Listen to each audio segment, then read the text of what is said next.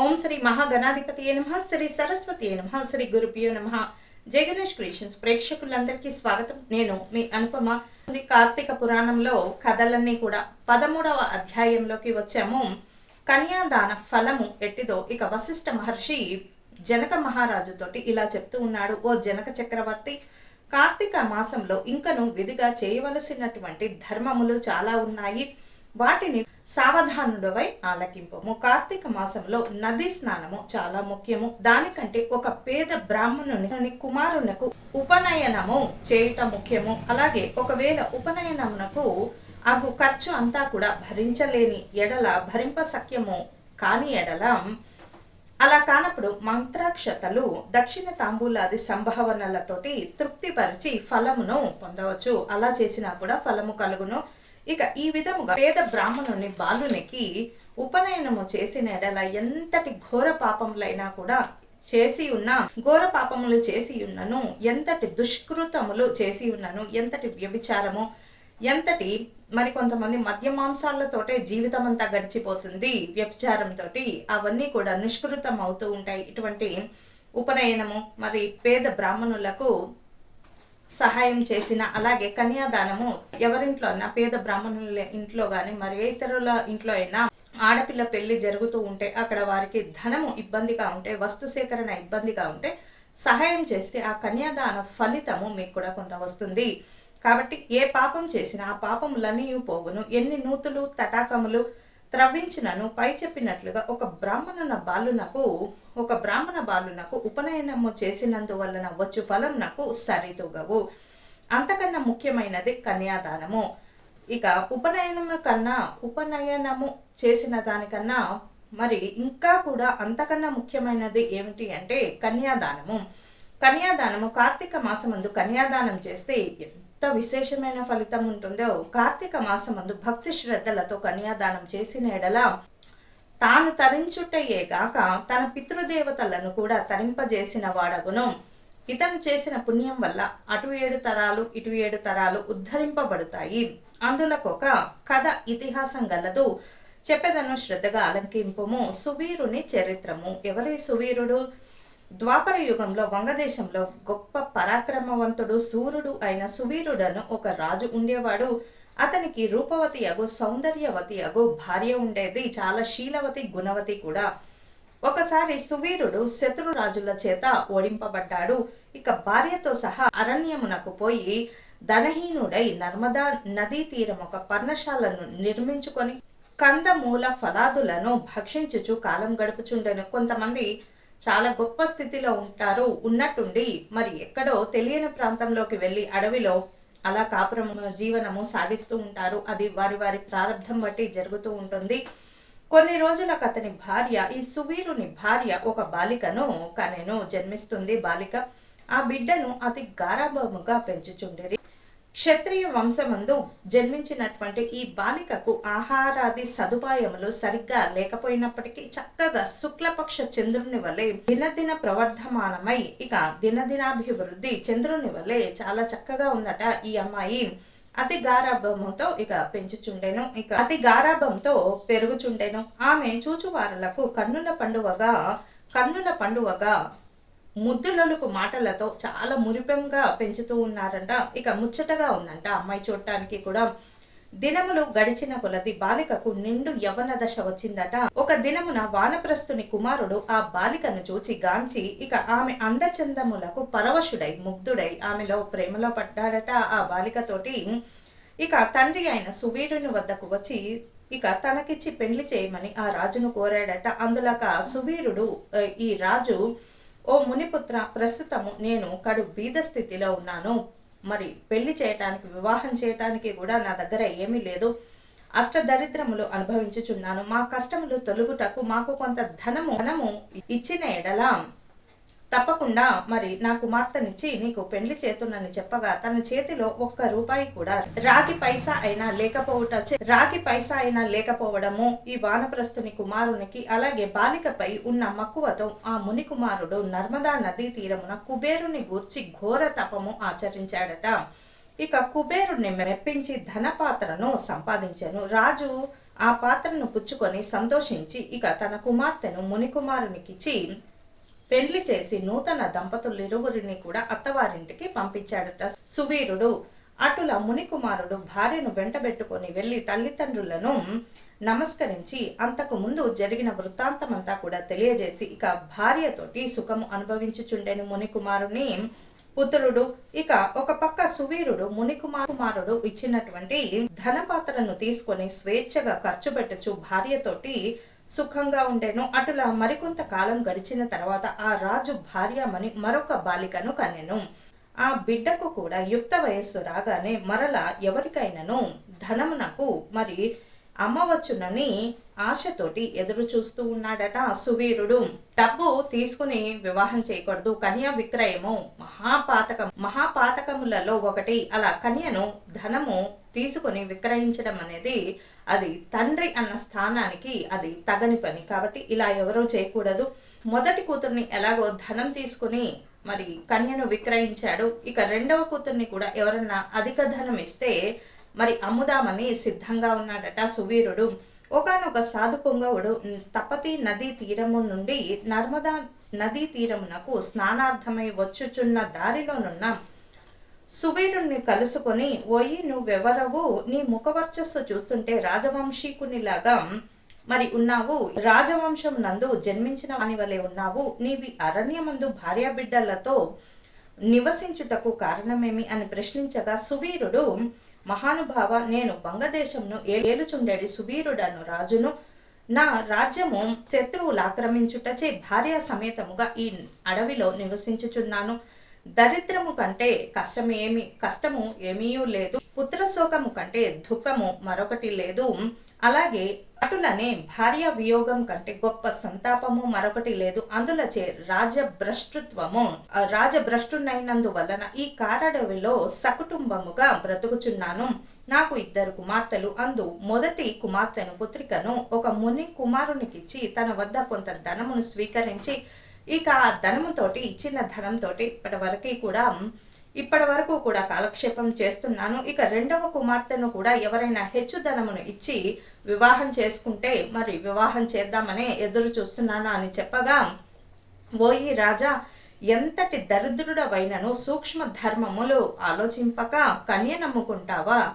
కన్యా విక్రయము మహాపాతకములలో ఒకటి అని నీవు గ్రహించలేదా? కన్యను విక్రయించిన వారు అసిపత్ర వన మను నరకము అనుభవింతురు. ఆ ద్రవ్యములతో దేవముని పితృదేవత ప్రీత్యర్థము ఏ వ్రతము చేసిన వారు నశింతురు. అంటే వారికి ఉత్తమ గతులు కలగకపోగా ఇక స్వర్గంలో ఉన్నవారు కూడా నరకంలోకి వచ్చేటటువంటి అవకాశం ఉంటుంది నీవు చేసేటటువంటి పనుల ద్వారా.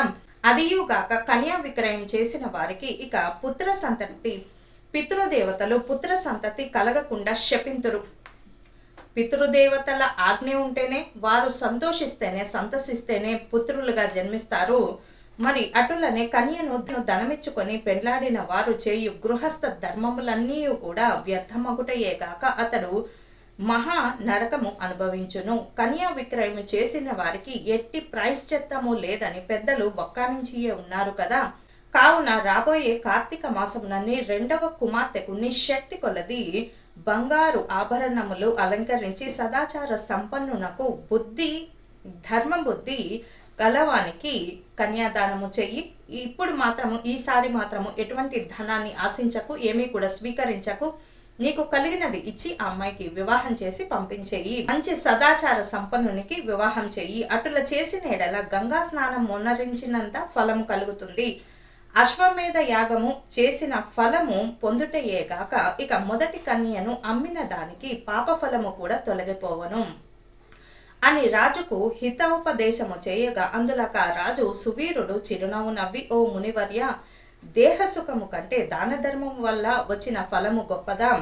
ఎక్కువ తాను బ్రతికుండా భార్య బిడ్డలతో సిరి సంపదలతోటి సుఖములతోటి ఉండక చనిపోయిన తర్వాత ఏదో వచ్చు మోక్షము గురించి ప్రస్తుతమున్న అవకాశము చేతుల జార విడవమంటావా? ధనము బంగారము కలవారే ప్రస్తుత లోకంలో రాణించగలుగుతున్నారు. ముక్కు మూసుకొని నోరు మూసుకొని బక్క చిక్కి శల్యమగు వారిని ఈ లోకం గుర్తిస్తుందా? ఎవరైనా గౌరవిస్తారా? మరి ఐహిక సుఖములే గొప్ప సుఖములుగాన నా రెండవ కుమార్తెను కూడా నేను అడిగినంత ధనము ఎవరిత్తురో వారికి ఇచ్చి పెండ్లి చేతునని కన్యాదానం మాత్రము చెయ్యను అని నిక్కచ్చిగా నుడివేను. ఆ మాటలకు సన్యాసి ఆ మునివర్యుడు ఆశ్చర్యపడి తన దారిన తాను పోయాను. ఇక చెప్పి లాభం లేదనుకుని సువీరుడికి తన దారిన తాను వెళ్ళిపోయాడు. మరికొన్ని దినములకు సువీరుడు మరణించెను. వెంటనే యమభటులు వచ్చి వానిని తీసుకొని పోయి యమలోకంలో అసిపత్ర వనమును నరక భాగములో పడవేసి అనేక విధములుగా బాధించిరి. సువీరుని పూర్వీకుడైన శృతకీర్తి రాజు ధర్మయుక్తంగా ప్రజలను పాలించి ధర్మాత్ముడై మృతి చెందిన పిమ్మట స్వర్గమునకు వెళ్ళి స్వర్గమందు సర్వ సౌఖ్యములు అనుభవించుచుండెను. సువీరుడు చేసినటువంటి కన్యా విక్రయము అనేటటువంటి ఈ పాపం వల్ల శృతకీర్తి కూడా, ఈ ధర్మాత్ముడు అయినటువంటి శృతకీర్తి కూడా, ఆయన వంశంలో ఉండేటటువంటి అతను కూడా యమకింకరులు పాశములతోటి బంధించి స్వర్గం నుంచి తిరిగి నరకంలోకి తీసుకొని వచ్చిరి. అంతటా శృతకీర్తి, నేను ఎరిగినంత వరకు నాకు తెలిసి ఇతరులకు ఉపకారం చేసి దాన ధర్మములు యజ్ఞ యాగాదులు ఒనర్చి ఉన్నాను, నాకి దుర్గతి ఎలా కలిగినది అని మనమున అందుకొని మనసులో అనుకొని నిండు కొలువు దీరి ఉన్న యమధర్మరాజు కడకేగి నమస్కరించి, ప్రభు నీవు సర్వజ్ఞుడవు, ధర్మమూర్తివి, బుద్ధిశాలివి, ప్రాణకోటి నంతయు సమంగా చూచుచుందువు, నేనెన్నడూ ఏ పాపము చేసి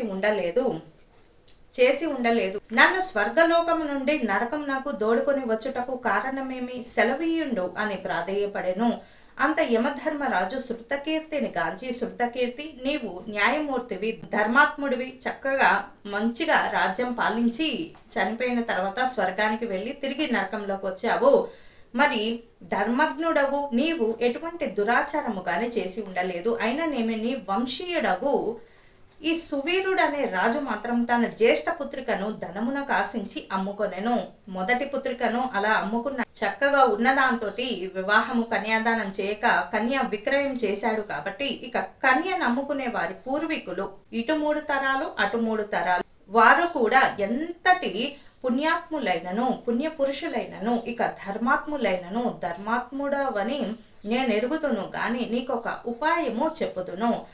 ఆ పాపం వల్ల మీకు కూడా పాపం వచ్చింది కాబట్టి నరకము ఆపాదించబడింది కాబట్టి నీ వంశీయుడగు సువీరునకు మరి ఒక కుమార్తె గలదు. ఆమె నర్మదా నదీ తీరం వద్ద తన తల్లి వద్ద పెరుగుచున్నది. నా ఆశీర్వాదముతో నీవు మానవ శరీరము దాల్చి అచటకు పోయి ఆ కన్యను పండితుడగు శీలవంతుడగు ఒక విప్రునికి కార్తీక మాసంలో సాలంకృతంగా కన్యాదానము చేయించుము అని చెప్పి యమధర్మరాజు ఇక శృతకీర్తికి ఇవన్నీ కూడా తరుణోపాయము అంటే మంచి దారి చూపిస్తున్నాడు యమధర్మరాజు శృతకీర్తికి.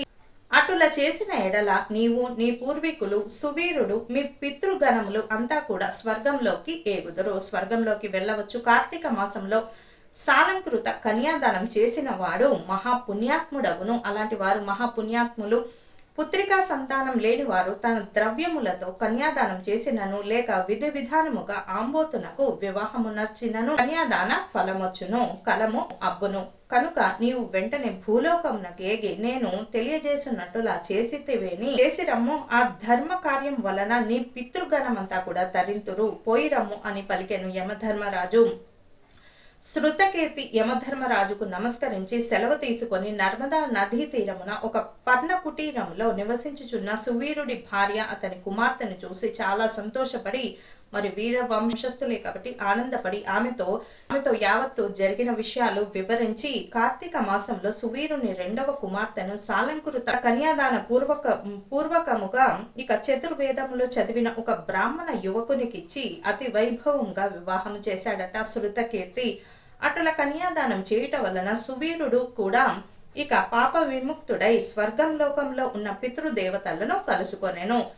కొన్నిసార్లు పూర్వీకులు చేసినటువంటి పుణ్యం కూడా మరి ప్రస్తుతం ఉన్న వాళ్ళని అలా ఆ పుణ్యం అనేది కాచుకుంటూ ఉంటుంది అంటే కాపాడుతూ ఉంటుంది. అలాగే పాపం కూడా చేసిన అవి కూడా అందరికీ సమానంగా అలా మరి ఆపాదించబడతాయి. కన్యాదానం వల్ల మహాపాతకములు కూడా నాశనం మగును. వివాహ విషయంలో వారికి మాట సహాయం చేసినను పుణ్యము కలుగును. కార్తీక మాసంలో సాలంకృత కన్యాదానము నిర్వహించిన వారికి, ఆచరించిన వారికి, చేయవలనను దీక్ష పూని ఆచరించిన వాడు విష్ణు సాన్నిధ్యము పొందుతురు. ఇక కన్యా దానము తండ్రి వరకే కాదు, ఇతరులు కూడా సహాయం చేయవచ్చు. ఆ పుణ్యంలో కొంత మీరు కూడా ఆ పుణ్యాన్ని స్వీకరించవచ్చు. శక్తి ఉండి కూడా ఉదాసీనత చూపువాడు శాశ్వత నరకం నాకు పోవును. కొంతమందికి చాలా డబ్బు ఉంటుంది, అయినా చాలా గొప్పవారికి ఈ అమ్మాయిని అలా ఇచ్చేస్తూ ఉంటారు. కన్యా విక్రయం అంటారు. కన్యాదానం అంటే అన్ని పెట్టి పంపించాలి. కన్యా విక్రయం అంటే ఏమీ పెట్టకుండా అలా తోసేయడం అనమాట. అది చాలా పాపము. త్రయోదశాధ్యాయము 13వ రోజు పారాయణం సమాప్తము. ఇలా కన్యా విక్రయం ఎవరు చేయకూడదు. ఒకవేళ ఆడపిల్ల లేకపోతే ఆంబోతుకు వివాహం చేయవచ్చు. దానివల్ల కూడా తత్సమానమైనటువంటి ఫలితం వస్తుంది. ఇదంతా కూడా 13వ అధ్యాయము సువీర చరితము. 13వ అధ్యాయము కన్యాదాన ఫలము అంతా కూడా పుణ్యకాలాన్ని వినియోగించుకోవాలని కోరుకుంటూ లోక సమస్త సుఖినో భవంతు, సర్వే జన సుఖినో భవంతు. స్వస్తి.